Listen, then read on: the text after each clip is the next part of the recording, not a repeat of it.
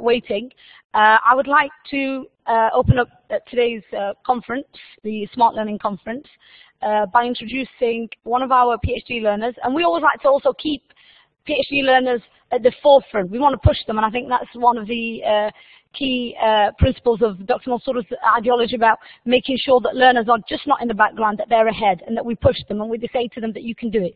So today I have Adra Al-Awani, who's our PhD learner, to introduce Stephen Duggan, and she'll be able to give a really positive and outstanding bio for your long extended CV in just a couple of minutes, Stephen. Thank you, Adra. Assalamu alaikum wa rahmatullahi wa barakatuh. Good morning, everybody. It is my pleasure to be a moderator for this session, and thank you for this honor. I would like to extend a very warm welcome to all of you. I am Adra Sultan Al-Awani, PhD learner in Hamdan bin Mohammed Smart University. We appreciate you taking time off your busy schedule and joining us today. We hope you will benefit a lot. Together, let's welcome our inspiring speaker, Mr. Stephen Duggan. Mr. Stephen Duggan is a member of governing board of the UNESCO Institute for Information Technologies in Education. He also holds the position of Director, Worldwide Education Strategy for Microsoft Cooperation. Besides that, he also serves on the executive board of the New Project for Deep Learning Global Partnership and as industry representative on a variety of educational bodies and partnerships. He is a key contributor in Literacy for Life Partnership and the Collaborative Assessment Alliance. He is a passionate educator with a particular interest in the needs of underserved learners and communities. Welcome, Mr. Stephen Duggan. I think I'm sure this session will be staying with one of human serving. Thank you. Thank you. Thank you very much. So, apologies, first of all, I cannot stand behind a podium. I get very anxious if I can't move around. I think this comes from having spent 12 years as a teacher. I never had a school desk. I always felt I needed to walk around the classroom so I could keep an eye on who was paying attention. So, as you can see, I have two pieces of technology with me. I'm not going to talk about these as yet, but I will come back to them. One of them is a piece of technology which excited a lot of interest in customs in Seattle. Now, they hadn't actually seen a HoloLens device and weren't convinced I wasn't using it for some nefarious purpose. I want to talk to you today about what you might term a new digital divide, which is emerging. And that's the divide between the potential of technology and how technology is actually being used in the classroom. Because the reality is that technology is driving innovation effectively in all sectors. These are just some examples of predictions which were made by the World Economic Forum of ways in which technology will drive change within the next 10 years. Some extraordinary changes. But I think if we look at where we are now and think back 10 years, I think we'd be equally shocked at how far we've come. I know that there's nobody here in the audience, for example, who would happily give up the smartphone they have in their pocket now for one they might have used 10 years ago. So technology is evolving at a very, very fast pace. It's also affecting business models. It's worth reflecting on the fact that some of the largest companies in the world have business models which were almost unthinkable 5 years ago. The largest hotel industry in the world has no hotel rooms. The largest transportation company in the world owns no cars. Skype, which is a Microsoft product, has no exchanges and sells no handsets. And that sort of innovation and change is happening apace. So as we enter what you might term the fourth industrial revolution, I think it's an appropriate moment for us to kind of take stock and say, how did we get where we are? How did the use of technology within education evolve? And if we go back to the very, very start, it started with pioneers. It started with those first small groups of teachers who asked the question, how can this scaffold more effective teaching and learning? And what we saw were pockets of excellence.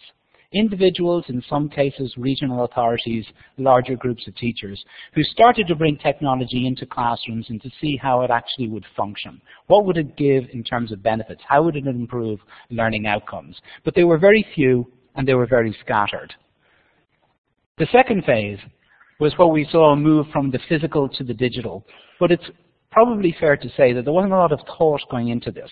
There was an investment, for example, in devices. We've seen some huge-scale device deployments taking place across the world. One I'll reference, which was in Kenya, where the president of Kenya said, I'm going to provide a device for every 10th grade student in the country.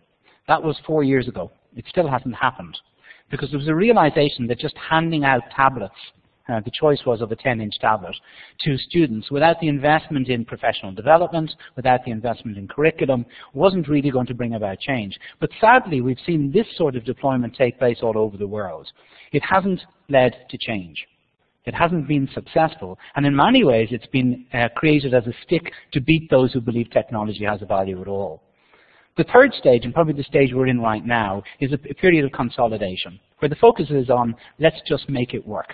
Let's make sure that the technology that is in classrooms right now functions, that teachers aren't wasting 10 minutes at the start of each class just trying to get everybody literally on the same page on their screen. Let's make sure that deployment in some form is effective and that we have support within the schools for the technology itself. But again, it's not something that's leading true transformation, because the larger scale investments, particularly in professional development, still haven't been made. Where we're entering, though, is a really interesting place. We're getting to a stage where technology can be leveraged, and leveraged with a focus upon impact and a focus upon learning outcomes. A learning outcomes-driven focus on technology, which is creating personalized learning journeys and which is harnessing the power of data and analytics. And that's a really exciting place for us to be in. It's taken a while, and probably we needed to have some of those missteps, but we're finally arriving there. And why is this important? Well, the reality is we're preparing students for the wrong world. We're not really preparing them for the world that they're going to face when they leave education. There are significant talent shortages, significant lack of the skills that are actually going to be required. And even those countries where we don't have a talent shortage, in general, we have the wrong talents. We haven't equipped children leaving school with the skills they need to really succeed. And the world in which they're going to work is a very, very different one as well. There's much more of a focus upon relationships, upon project-based work. Yet the world we're coming out of is one which was hierarchy-based, which predominantly valued the wrong skills, or skills which were seen as hard and formal, as opposed to the soft skills that would be required. It's also a telling fact to bear in mind that the learning to learn is becoming an increasingly important skill, because the reality is most of our graduates will face multiple careers by the time they reach retirement age. One of the ways in which we've seen this shift change is the traditional methodology was that you would go to a college, gain a qualification, then you would travel to where the work existed. That's changed dramatically. I think of the country I come from, Ireland, and see the influx of new jobs which came into Ireland over the last 20 years. All of the largest IT companies, including Google, Intel, Microsoft, Facebook, Twitter, you go on, are all based in Ireland now because they've traveled there to find the skills that they require for their companies. And that shift from from people traveling to jobs traveling to people is something we're seeing replicated everywhere. And it has implications, too, for the education system. It's no longer a case that we value where you went to. We value what you know. I cannot remember a stage in my career where I've ever hired somebody because of their qualification, because of the grade that they obtained in an exam. It's always been about the skills that people brought. I'll give you one classic example. Around a year and a half ago, I was doing interviews and faced a long line of Harvard and Stanford MBA students. Tremendous people, incredibly skilled, incredibly gifted. And then a gentleman walked into my office who had worked in the US military, who had left the US military because he felt he wasn't doing what the promise had been in the country he was working, which is Afghanistan, and had set up his own independent school. We hired him that day. The skills he brought into our company were so differentiated. And we recognize as we look forward into education that those skills, those 21st century skills, are the things we're really starting to value and really starting to promote. Because these are the skills that will be required when our students enter the workforce. Many of these you're familiar with: critical thinking, communications, creativity. But computational thinking is also becoming an increasingly important 21st century skill. I applaud what's happening in the UK at the moment, where coding has become a mainstream subject in school. A recognition that that computational skill is something that is absolutely imperative for world economies moving forward. And there's been a bigger shift, and perhaps the largest shift we see in education is away from an institution-centric model towards a student-centric model. It's something we see in Hamdan bin Mohammed's Smart University. It underpins the central philosophy here. But it's probably fair to say that for many education institutions, it's still an adjustment which is taking time to make. Because the reality is the traditional institutions cannot meet demand. The demand for higher education and further education qualifications is increasing exponentially. It's increasing at a greater rate than demand for upper secondary. And that's only going to continue. And the reality is our traditional institutions cannot meet that demand. They cannot grow fast enough. So what we've seen is the growth of the innovators, the growth of the disruptors. And we still, as we know from Gard's presentation yesterday, we talked about how, in many cases, these new agents of change are still having to justify who they are and justify the value of what they offer. The reality is, and the research shows this, that the value of the qualifications coming from these new open and distant learning organizations is at least as good as, and in many cases even better, than what is offered by traditional institutions. We expect to see significant growth in this area, and it's growth that we have to welcome. At the back of it all is a revolution, and that revolution is powered by this, by data and analytics. But in reality within education institutions, to date, data and analytics has been used for course correction. It's been about measuring data and saying, okay, what went right or what went wrong, and how do we avoid that happening again next time round? The real power of data is when it's refined. Michael Palmer in 2006 described data as the new oil. And actually it's a really good analogy. Data, like oil, has a value in itself, but it's when you refine it that you truly discover the value that's inherent in it. And the real the value in data and analytics is in predictive analysis. Not just looking at what happened, but predicting what might happen going forward if you take particular steps or take particular approaches. I'll give you an example which may come from a rather unusual area. And this is a project which was run by the Austrian Ministry of Agriculture. And what they were trying to do at a very basic level was increase fertility levels among cattle, among livestock. So what they did is they fitted the cows with sensors, very simple sensors which just tracked movement and motion. And they discovered that they could predict patterns which would identify the best time for fertilization of those cattle. The result of it was quite startling. The increase in fertility rates was quite startling as a result. But what I want to do from an educational perspective is to show you a short video which talks about an example of an education issue which has been addressed using predictive analysis.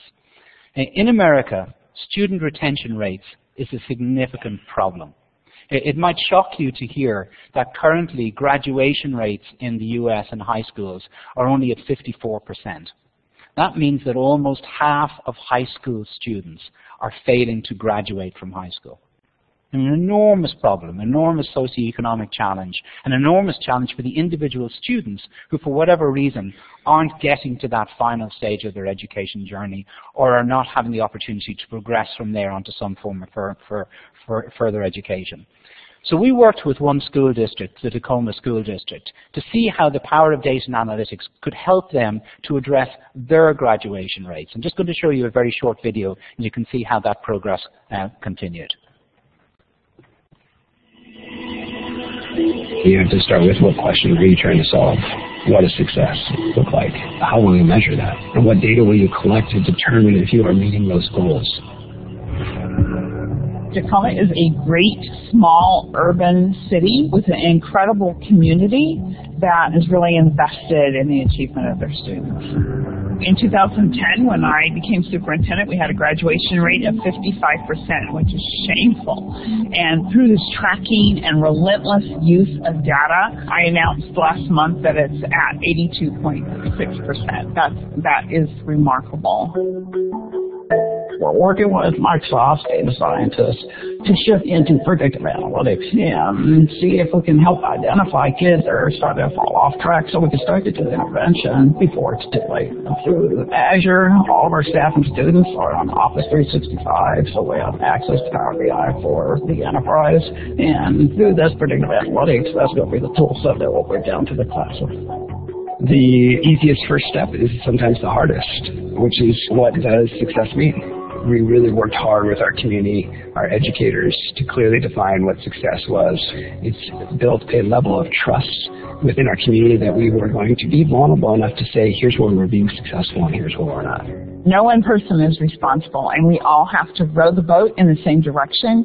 We have to have the same goals, and we have to set the same high standards. And so that's what our data piece is all about. So when you take those 30,000 students and you divide it into all the employees that we have, and the community, and the partners, and the staff, and the parents, then it's a doable task.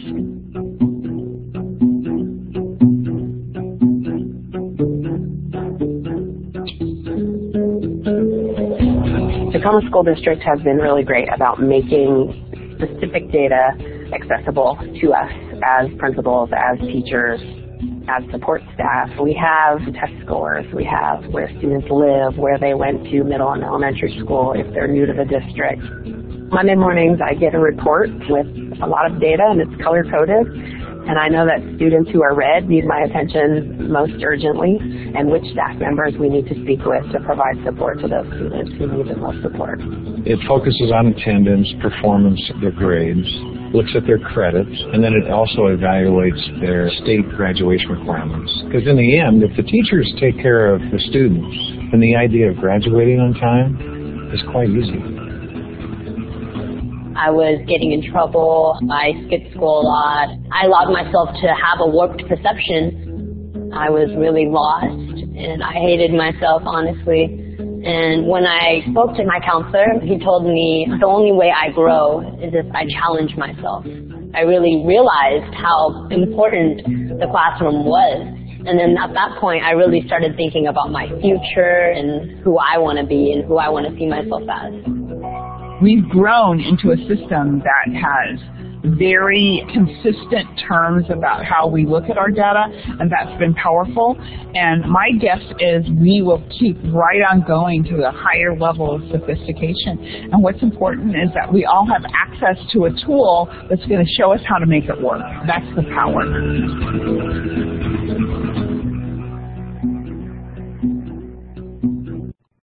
So a remarkable story. But at the back of it is the philosophy that underpins everything we do in education.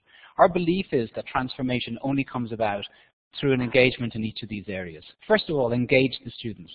Make sure that the students enjoy what they're doing, whether they make sure that they feel that what they're doing is relevant to them and to the world that they're going to face. Secondly, to support and empower educators.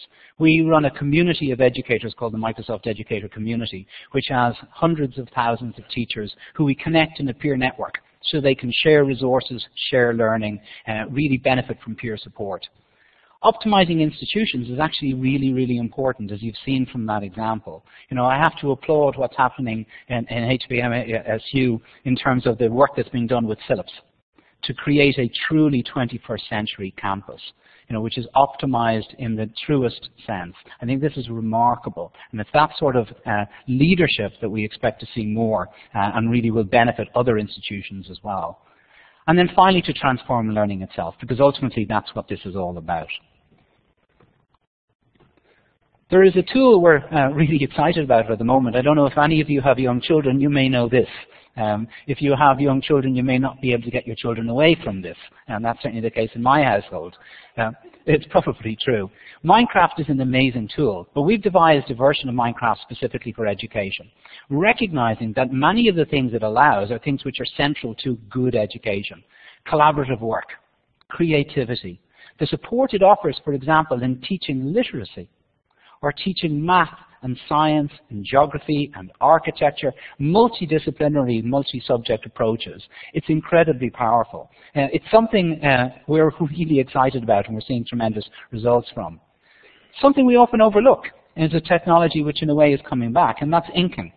It might surprise you to know, or it may not, that when you write something down rather than type it, you have a 90% better chance of remembering what that was. So the use of inking in technology is one of the reasons why all of the devices that we make ourselves include styli. Is really, really powerful and exciting. But I want to talk to you very quickly about two pieces of technology, and the first of them is something really, really simple. This is a low-cost tablet. This cost me $49. It's a Windows 10 device. It's quite powerful. You can run video directly out of it. You can mirrorcast from it. I mean, these devices are becoming cheaper and more powerful all the time. But we didn't devise a piece of hardware. What we did is we tried to deal with a problem. This 31% is the number of illiterate children, the percentage of illiterate children who live in an illiterate home. So think about that for a second. It means a child who can neither read nor write, who lives in a home where nobody else can read or write. The typical way of supporting learning with literacy education is to provide somebody with a printed book. It has absolutely no value in those environments. Recognizing this, we worked with UNESCO over the past period of time and created a piece of software, a really simple piece of software called Chekhov, named after my favorite short story writer. But what it allows people to do is to create stories on any device which will include illustration, whether that's an illustration or a photograph, text and spoken audio. And every time somebody uses the tool, it's a free tool, it publishes an app which is an audio book, which has image and photo and human narration. And somebody on a small low-cost device can then play that book as many times as they want. They can highlight individual words. They can even expose the individual phonemes that construct that word. It's an example of the way in which simple technologies can be employed to address really significant challenges. It's something which has now become the largest single publisher of apps in the Microsoft Store. Every one of those books, every one of those apps has been created by a teacher or by a student, and they belong to them. They have the intellectual and IP ownership of those resources themselves. I'd encourage you to check it out. And if possible, to create a book yourself. Underpinning everything we do is a framework for transformation. The Education Transformation Framework is something we devised in conjunction with over 140 different educational institutions, thought leaders and researchers. It's something, as you'll see, that leads to technology at the very last, because that's the way in which technology has to be employed. It has to start with policy and leadership. It has to include thoughtful ways in which to harness the power of 21st century deep learning and new pedagogies. And that's the focus we've been taking. In fact, going further, it's a recognition that it's no longer about how do we use technology, which has been the question up to now, but what do we use it for? And I'd like to announce something new as well while I'm here, is a new initiative we're launching called the Leading Countries of the World. And we're hoping to do this in conjunction with the UNESCO Institute for ICT and Education. The intent is to take those countries who are best employing technology and who are seeing the greatest gains in terms of education outcomes and bring them together into a community so they can share best practice, but equally can act as exemplars for other nations who are looking to begin that journey.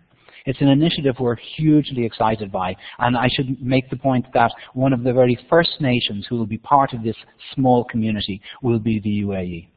We've already had some initial discussions with the Ministry for Education here. It's something we think is going to be of huge value, not just to individual countries, but to policymakers across the globe.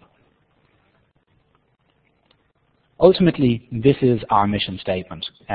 Satya Nadella, our new CEO, talks about empowering every person and organization on the planet.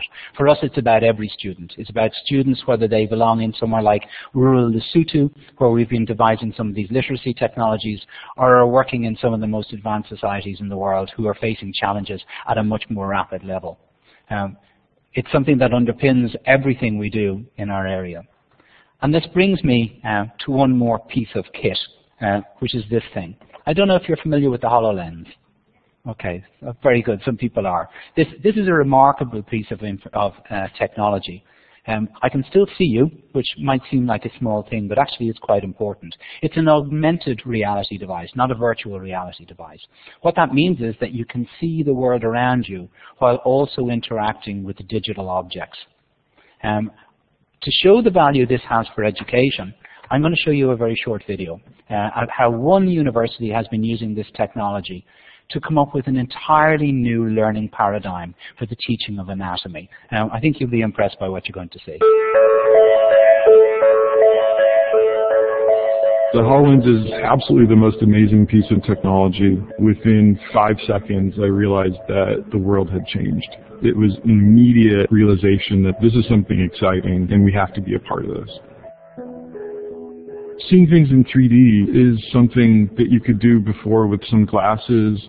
The thing that the HoloLens gives you is the ability to walk around those 3D objects and to really experience them as if they're in the room with you. It is augmented reality, it is mixed reality. And what that means is I still see you, I still see this room and everything around me, but the digital content is inserted into the room as if it's actually there. As a teacher, I can see what they're all looking at.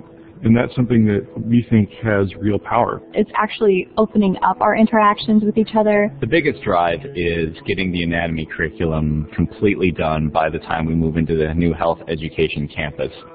Today, we and the Cleveland Clinic are constructing a state-of-the-future health education campus. Our students will learn using the most forward-looking educational programs. HoloLens is a key part of this. The actual act of dissection hasn't changed in generations. We have to be much, much more effective and efficient. The biggest thing about medical school is there's just so much information and so much knowledge you're being asked to learn. HoloLens is going to enable us to teach in an integrated way and to look at the body in ways they haven't been able to see it. It's sort of having X-ray vision, seeing through the skin. My mind was just kind of blown. When I tried it on, it was perfect. It's really hard to understand what the anatomy book's trying to tell you. So with the HoloLens, we can literally show you what's happening with the body. We can look at how the heart moves, or look at how the brain processes information and how information flows around in our brain. They can see when the heart valves are closing and hear the sound. How the diaphragm moves, when the lungs move. A click of the fingers is going to allow students to see how everything's interconnected in the body. We have means to draw people's attention to things to get them where they need to look. Do you want to look and then pull the bones out? And what they really crave is learning anatomy in the context of what they need to know clinically. What are they going to need to know for their clerkships and their future careers? So with HoloLens, we can have essentially any disease that you want to see. So when I see an image like this in the hospital, I know exactly what's going on. This is how to treat and diagnose them. The HoloLens provides like a new way of teaching anatomy. It can really speed up the process of learning this material. I think HoloLens is the next big transformative change in medical education. So extraordinary stuff. And what's most extraordinary perhaps is that device didn't exist 3 years ago. What's going to happen next? It's an interesting question. One thing I would say is that when it comes to companies like us, if I have one message for you, is that you should ask for more from us. We have no idea what to make. And that might seem like a strange thing to say. Microsoft is becoming a company known for innovation. That's probably true with some of the devices and the software we develop. But when it comes to education, we are not education thought leaders. We're a technology company. Think of us, if you like, as one of the largest and richest toolboxes you'll ever have a chance to employ. But we need to be given the advice and the guidance, and we need to have the instruction from people who are truly experts in the field. The piece of software I showed you earlier, Chekhov, came from a simple question that somebody asked us, is would it be possible to teach children to read if nobody else within a household could read? We thought, well, that should be easy enough. What do you want? And what they said was, oh, wouldn't it be fantastic if there was a piece of software or some tool where children could pick up a book and read it themselves at any speed, any number of times, and it costs no money. And of course we said the obvious thing, well, that's simple, we can do it tomorrow. Because the reality is it was really easy for us to do, but we would never have done it. We'd never have done it if we hadn't been asked that question, if people hadn't made those demands upon us. So, before we move to question and answers, if I'm going to leave you with one thing, it's this. Ask more of us, not just of Microsoft, but of all the technology companies. We're facing into a period of time where students are going to face greater challenges than arguably they've ever faced before. The world in which they're entering is ever changing and changing at a rate that is difficult even for us to contemplate. Make sure that people like us, companies like ours, are being pushed and feel the pressure as much as you do. Thank you very much.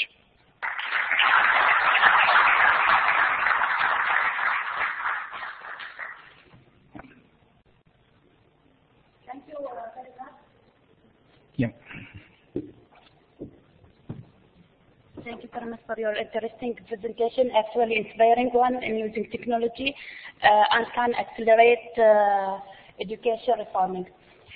Now, for our audience, if there is any question, please.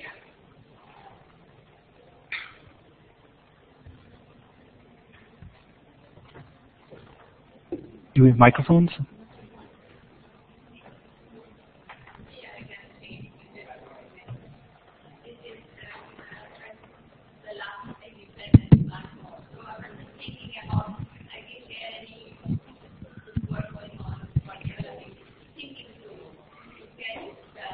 Information out of the brain, the knowledge and all, and particularly in a collaborative learning situation where it is very difficult who is thinking what. So is there a tool to demonstrate that to the group members, or to move to the next stage, that what people are thinking and how it could it's possible to make a reality? So that kind of tool, that particularly reading individual brain to find out that. So there's a lot of work being done in terms of cognitive sciences. And the reality is that we're not doing much of the research in learning itself. Our role is still as a technology company to provide the technologies to support that research. What I would say is if you go to our website, which is education.microsoft.com, you'll find details on a number of the significant projects we're already engaged on. What I'd also say is if there's something specific you're looking for, contact us. Make sure that you do contact us. I'm going to make sure my details, oops, if I can get it to go. No. If you can advance to the next slide, my contact details will be left here with you if you want to contact me directly, or as I said, if you want to go through the website. We're always looking for those new challenges, and the bigger the challenges they are, the better. Yep. Stephen, thank you. Excuse me, thank you so much for an extremely engaging presentation. You moved from building essential life skills to talking about the oil, the data. How do you see practitioners, classroom practitioners? Because we know that normally the people that have access to the data and the people that utilize the data are strategic people or middle managers. How can classroom practitioners use that data to enhance their good practices in terms of making sure that effective learning is taking place? This is a really good question, because ultimately our belief is it all begins with the teacher. There was a discussion for a long time about will technology replace teachers? Well, if you can be replaced by technology, you probably should be. The reality is great teachers can never be replaced by technology. In fact, technology can do quite the opposite. It can extend the reach of a great teacher. I mean, a statistic which really shocked me is everyone's familiar with Khan Academy. So last year, Khan Academy had 216 million students. 216 million students. Do you know how many teachers they have? 32. 32 educators reached 216 million students through the power of technology. The ability to amplify great teaching is extraordinary. And then when we think about the value of data put in the hands of individual teachers, well, I spent 12 years in the classroom as a teacher of English. I could never have devised a personalized learning path for the children in my classroom. It just wasn't possible. With technology, the ability to measure and to assess and to monitor individual progress is unlocked. And that's, I agree with you, that's where the real power comes to play. Be able to spot when the child is either underperforming, overperforming, needs different types of scaffolding and support, and be able to devise a personalized learning journey. This is what's behind things like the flipped classroom as a new modality. And it's an area of huge opportunity.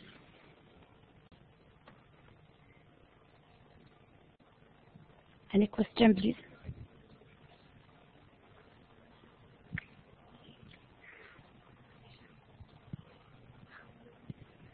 Hello, my name is Aisha, and I have a question for Microsoft in general, for what they did to special need students, for example. So, I'm just sorry. If you could repeat the question. For special needs students.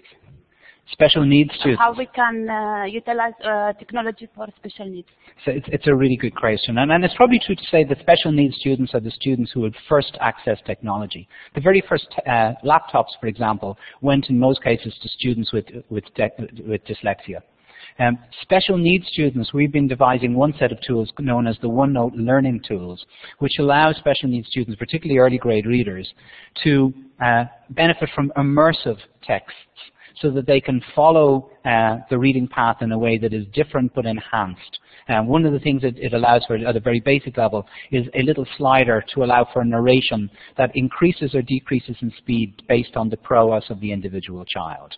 Rather than a traditional text-to-speech technology, this one is adjustable and will monitor progress as you proceed. So there's huge opportunity for children with special needs.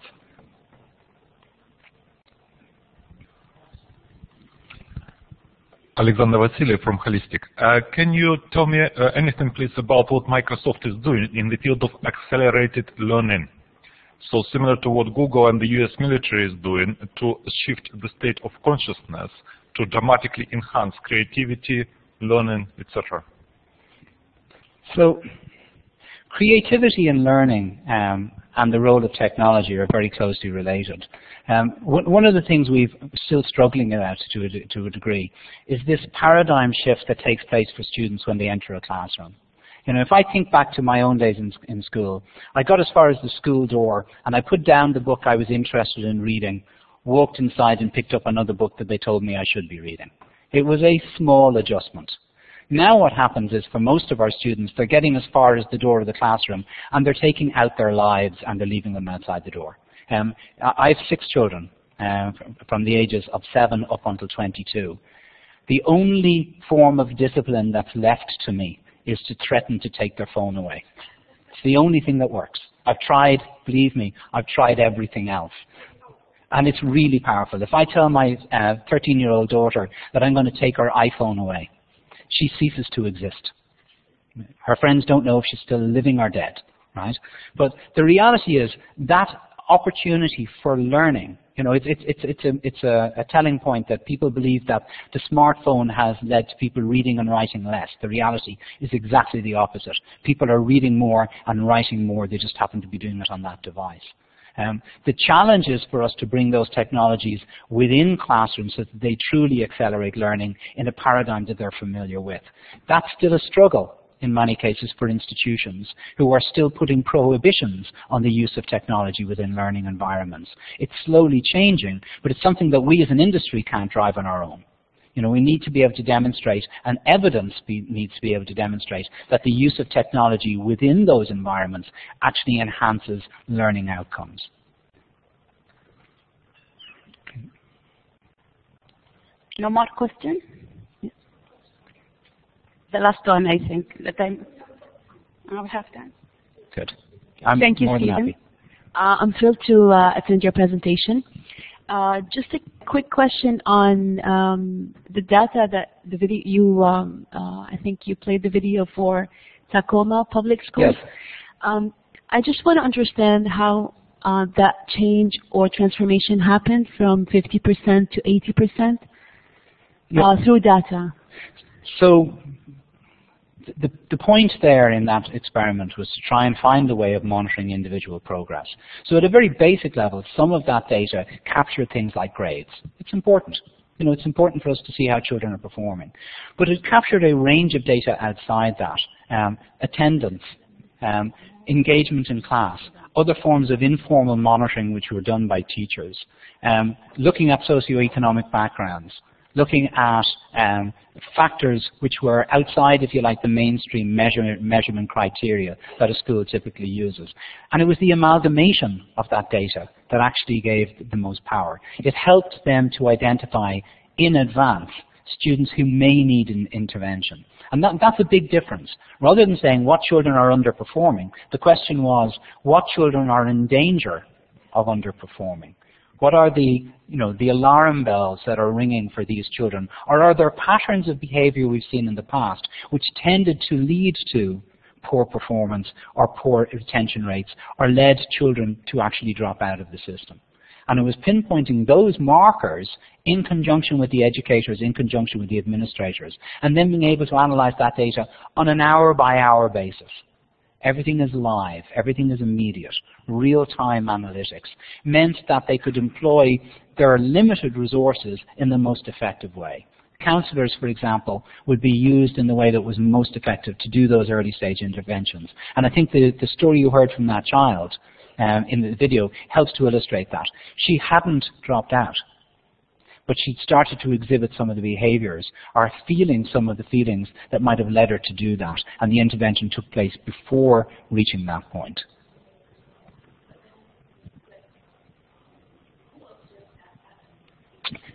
So the data was exposed to all levels of the school. The data is visible through a dashboard. It's called a Power BI dashboard. That dashboard has an iteration for the teacher. It has an iteration for the form leads, for the administrators, for the counselling service, and so on. We don't believe that data has to be imprisoned and retained for a small audience. It has to be something that's applicable and can be viewed in different ways by different people. Yeah, thank you, Stephen, for this very interesting presentation. The example that you have shown regarding the use of data for improving the outcome of students is actually related to schools. Is there any example that has been implemented at the level of the higher education? And is there a main difference between the use of data or data analytics at the level of the schools as compared to the higher education? As you know, that there is a great difference between the population here and there, and I'm not sure how can I take this example and implement it in higher education. Okay, so I hear two questions. One is, how can you take this approach and implement it in higher education? The answer is we should have a conversation. We should have a conversation about how we can do that. Data ultimately is data. How you parse it, how you analyze it, comes down to what are you looking to discover. What are as the superintendent in the school said, is start with what is success. What answers are you looking for, and then let's look at how that analysis can give us those answers. Most of our focus to date has been on K-12.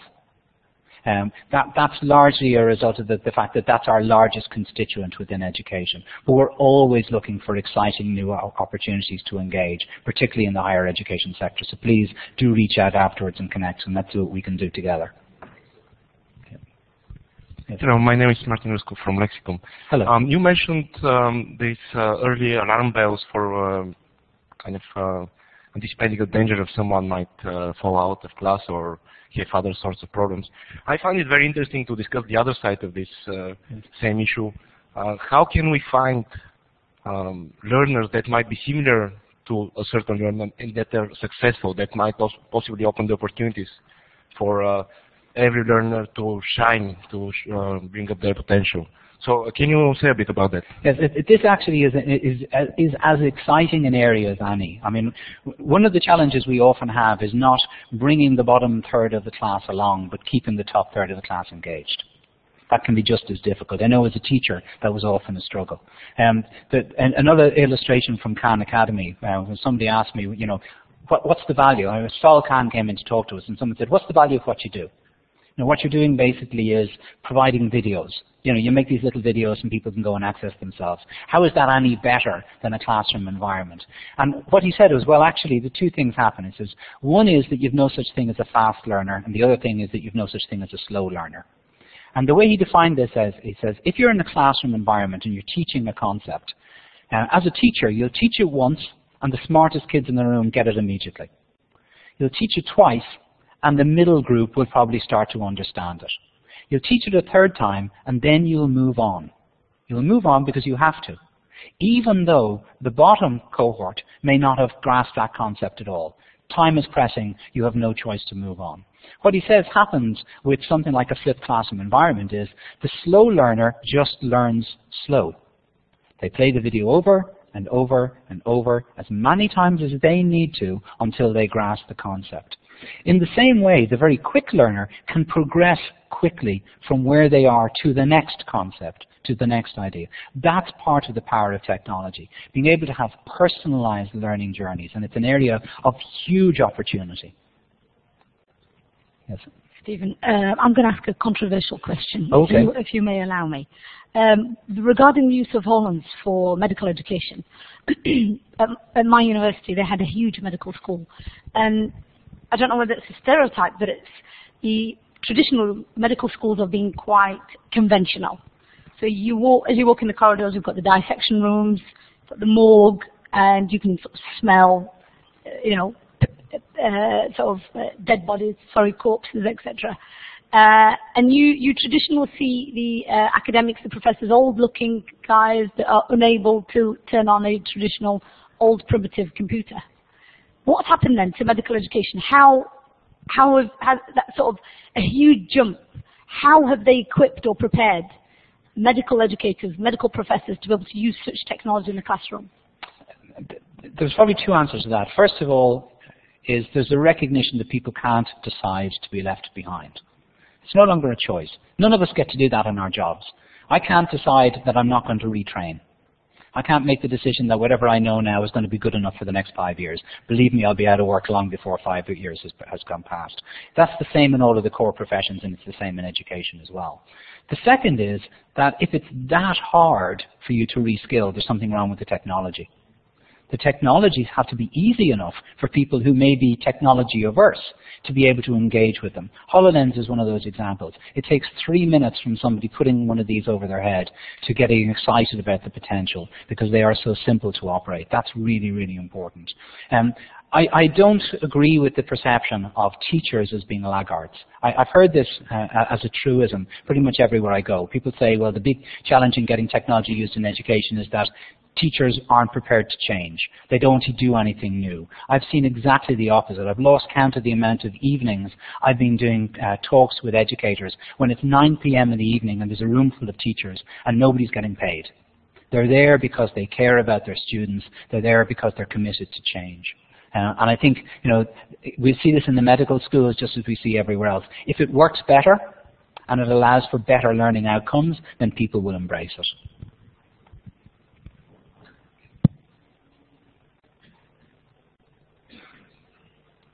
Thank you very much, Stephen. Actually, it was a standing session and inspiring us.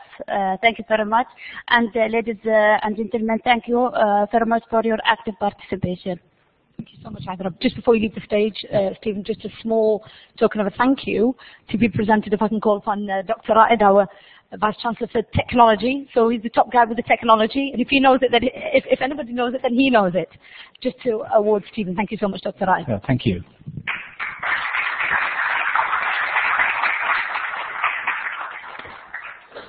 Thank you very much.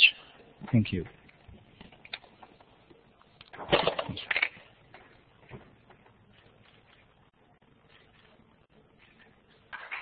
Thank you very much.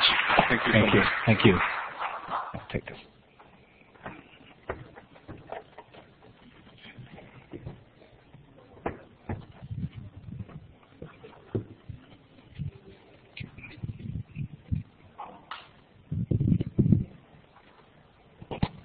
Okay, next we have the panel discussion to be hosted by the Hamdan bin Mohammed Rashid Award for Distinguished Academic Performance. We're just waiting for the moderator to arrive. We can just give you a couple of minutes just to grab a quick coffee and a quick drink and something probably small to bite, and then we will resume in a couple of minutes. Thank you so much.